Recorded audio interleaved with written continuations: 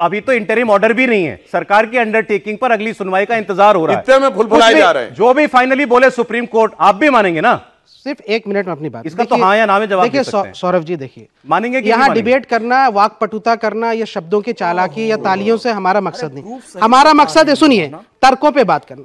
बात जो ये कुछ ड्रामा कंपनी ये भ्रम फैलाने में लगी, अजी अपने लिए लड़ रहे हैं ये लोग, तो मौलाना ऐसा करते हैं आम। देखिए वक्फ बाय यूजर अगर आप डी नोटिफाई करते हैं तो जो कब्रिस्तान है, जिसका कह रहे थे कि भाई इतने बड़े 17% कब्रिस्तान है, उससे क्या यहाँ से आप आमदनी करेंगे? मुर्दों को उखाड़ के आमदनी करेंगे? क्या बातें करते हैं आप। तो अब क्या है कि जो अब उसको डी नोटिफाई करेंगे तो जो कदीमी ज़माने की जो मस्जिदें हैं या इबादत गाहें या दरगाहें हैं, उसको अगर कलेक्टर ये कहता है कि आप इसकी डीड लाओ, इसमें पशमानदा मुसलमान भी इन कब्रिस्तानों में उनकी कब्रें हैं, पशमानदा मुसलमानों भी उस मस्जिद में नमाज पढ़ने जाते हैं, पशमानदा मुसलमान भी उन यहाँ से इबादत गाहों में, यहाँ से दरगाहों में जाता है। तो सारा जुल्म तो आप पशमानदा मुसलमान के खिलाफ कर रहे हैं। फिर किनको आप खड़ा करते हैं ला करके? किनको? वो कौन मुसलमान है जो जेपीसी में जा रहे थे और कह रहे थे कि आप ठीक काम कर रहे हैं, या जो जेपीसी में जा रहे थे?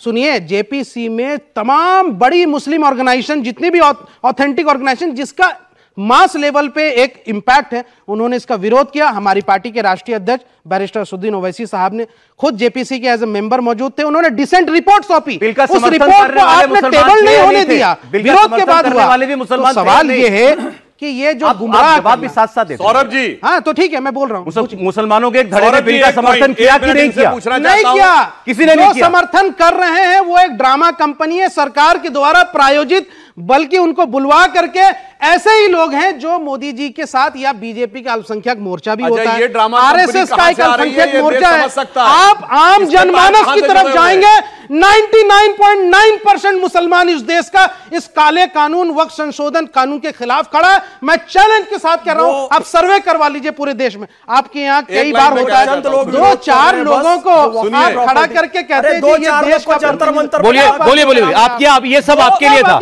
अब इनको सुन लीजिए, अब सुन लीजिएगा ना, आपको ड्रामा शरीफ दरगाह, आपका कहना है कि सरकार करा रही, बोलो बोलो। अरे इस्लाम वहीं से आया है, बड़ा हो गया है इस्लाम वहीं से आया है। अजमेर शरीफ दरगाह का जो दीवान है वो ड्रामा ब्याज है। अजमेर शरीफ दरगाह का जो दीवान है ना, वो सरकारी नौकर है। तौबा कर लो, अब जरा संभल के तौबा कर लो, एक सेकंड, तौबा कर लो, माफी मांग लीजिए। अजमेर शरीफ अजमेर शरीफ दरगाह पर आप सब कहने से पहले माफी मांग लीजिए। माफी मांग लीजिए, में प्रवेश कर रहे हैं भैया जी, भावनाओं में बैठ के ज्यादा बोल गए, ये बात गलत है। शोएब जी, मैं ये अलाउ नहीं कर सकता, एक सेकंड सर, ये अलाउ नहीं कर सकता। आप एक ऐसी जगह के बारे में जहां करोड़ों लोगों की श्रद्धा है, वहां बैठे व्यक्ति के बारे में ऐसे शब्द यही तो गलत फहमी है। नहीं बोल सकते, माफी मांग लो, आप कुछ गलत बोल गए, मैं कह रहा हूं नेशनल टीवी में। सुन लीजिए, हम लोग अजमेर को मानने वाले, हम लोग वहीं से मुसलमान बने हैं। अजमेर शरीफ दरगाह के हम भी मानने वाले हैं। तो फिर कैसे कह रहे हो? अजमेर शरीफ दरगाह के जो समझ में आ रहा है कि अजमेर के बारे में आप शब्द नहीं बोलना है। अजमेर शरीफ दरगाह के जो दीवान है वो सरकारी नौकर है। दीवान कौन है? वही है सरकारी नौकर। 1.5 करोड़, बिल्कुल गलत बात, 1.5 करोड़ उनको मिलता है सरकार की तरफ से। अजमेर शरीफ के दरगाह के जो खादिम है वो नहीं मानते, अजमेर शरीफ की इबादत वहां जाके करने वाले वो नहीं मानते। चलिए अच्छा ठीक, खादिम अलग है, दीवान अलग है। एक मिनट खादिम सुनिए, सौरभ जी इसको क्लैरिफाई करना जरूरी है। देखिए आम जनमानस बोला क्यों आपने ऐसी चीज जो क्लैरिफाई करनी पड़ रही है? अजमेर शरीफ दरगाह के सैकड़ों खादिम है, क्या समझाएंगे? सुनिए, सलमान चिश्ती से लेकर जितने खादिम है सब इस कानून का विरोध कर रहे हैं। एक दीवान है सिर्फ जो सरकार के नौकर हैं, उनको सरकारी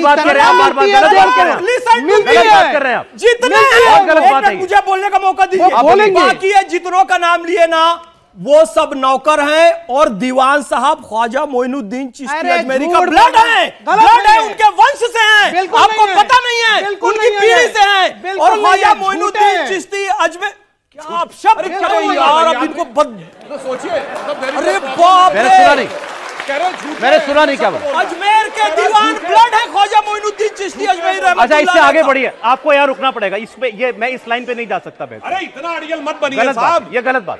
आप दूसरा आर्गुमेंट गलती मान लीजिए, इसमें कोई आपकी नाक नहीं कट जाएगी। दीवान इन्होंने ये कहा, ये चैप्टर यही क्लोज। इन्होंने कहा 99.9 मुसलमान विरोध में, इसका जवाब जा रहा हूं। ठीक है, वेल विशर के रूप में ज्यादा बोल गए आप। 19 विड्रॉ कर लीजिए। सही बात है, नहीं समझ रहे हैं, अरे कुछ नहीं, आप नहीं समझ पा रहे हैं। दीवान के बारे में है। चलिए अच्छा कंटिन्यू।